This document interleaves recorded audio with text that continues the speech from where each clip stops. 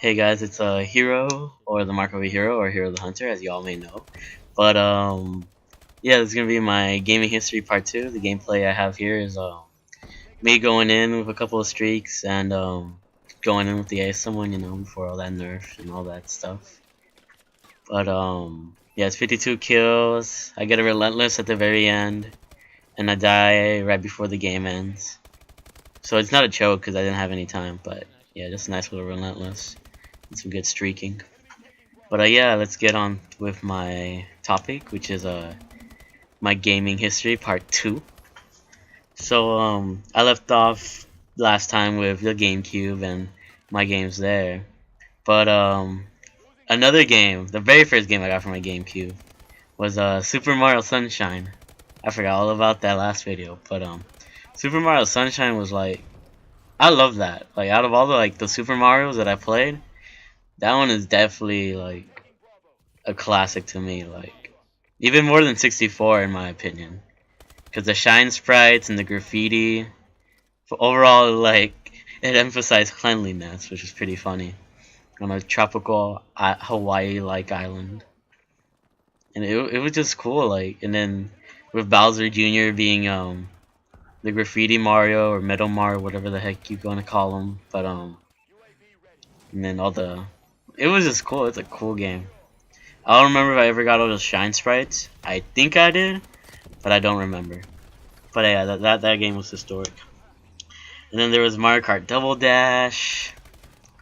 And that game, once again, it's just fun to play if you have like a brother or sister. And that means all of you can play and then team up. It's just fun. I would do all the 100cc, the 150cc, and then the mirror cc. That'd be fun. And then I had Mario Party 5. Once again, another very fun game. If you had like people in your house you can play with, it was fun playing that, especially the story mode, which was pretty funny. Just a fun little board game to play. And then I also had this Power Rangers game, Power Rangers Dino Thunder game. That game was pretty fun to me too. You wouldn't play as the Power Rangers, but you would play as the dinosaurs, And I thought that was pretty nice. But yeah, I said I was gonna move back to the Xbox because I mentioned Sonic earlier. But yeah, with Sonic on the original Xbox, I was a big Xbox fan at that time. I'm not gonna lie. I had a PS2 as well, but I'm not gonna get to that yet. But on the Xbox, I had Sonic Heroes from 2003, and that game was fun. Also, it was fun like Sonic Adventure 2 battle. It could technically be a Sonic Adventure 2, but with just like more teams. There's a Team Sonic, Team Dark, which was Shadow's team, and then Team Rose, which was Amy's team, and then Team Chaos, I think. I don't know, it was SBO's team, but they were the weird ones. But yeah, and basically every team had their own storyline. It's pretty cool because everybody could play as a storyline. So Sonic's was just a regular, heroic storyline, and then Team Dark was their missions were harder. So if you wanted to challenge yourself, you would choose Team Dark.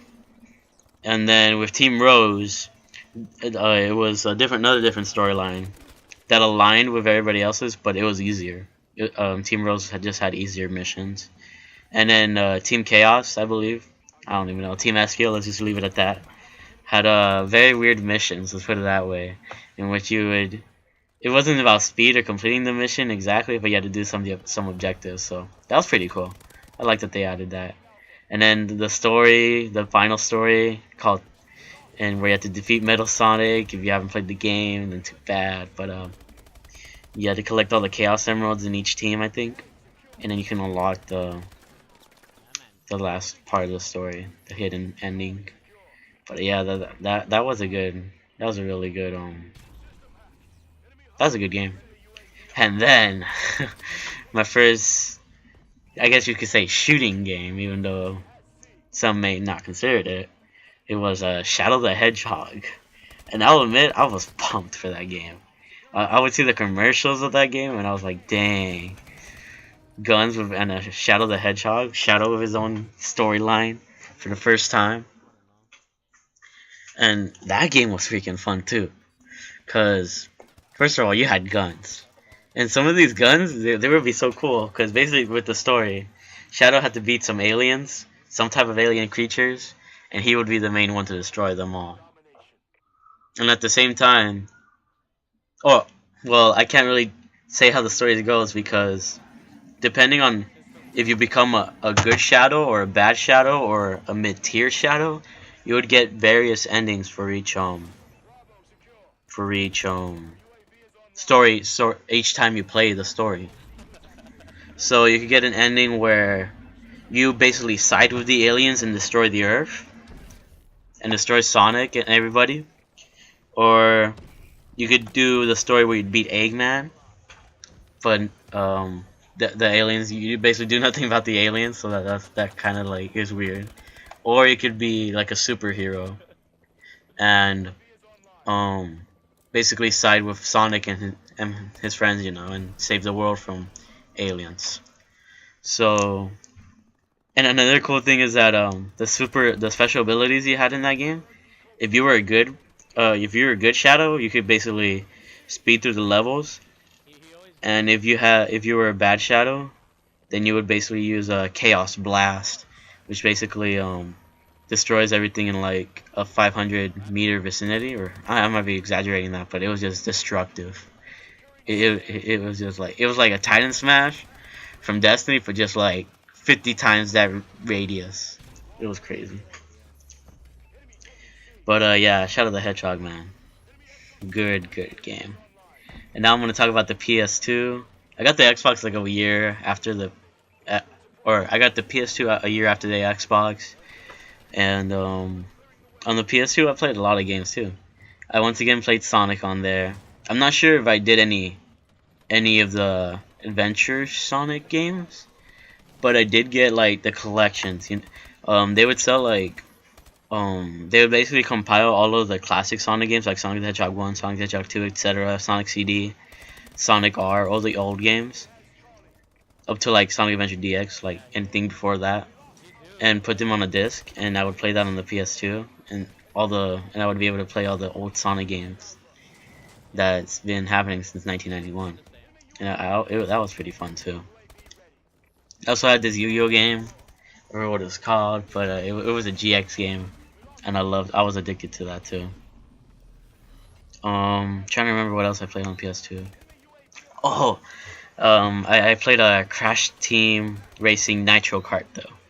That it was basically a sequel to Crash Team Racing, except it was just way faster, and everybody had more abilities or more items. It would basically be what you call the next Mario Kart, I guess, for Sony. And I always thought Crash was cool for that. And what else did I play on the PS2? I don't remember much, but if I do remember sometime, I'll let you guys know. Oh, but back to the GameCube, I just remembered something. Spyro. I played Spyro, the Dragonfly, or Rise of the Dragonfly. And that game, I'll admit, it was a hard game. I'm not gonna lie. Like, I had to get fairies in order to like progress to the next levels.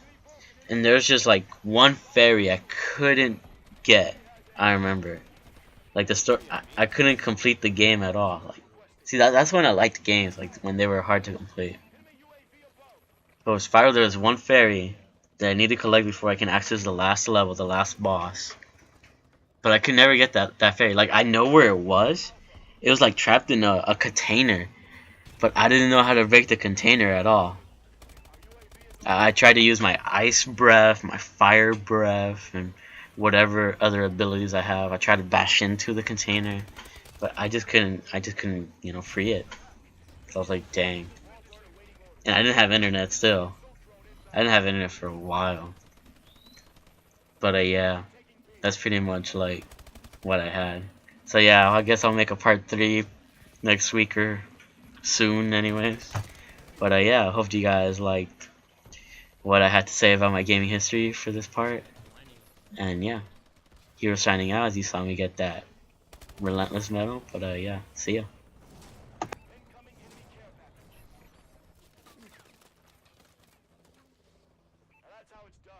Hey, I'm gonna go eat dinner. I'll be back. 52 and 14. Look, you did good, Miguel. Look at that shit.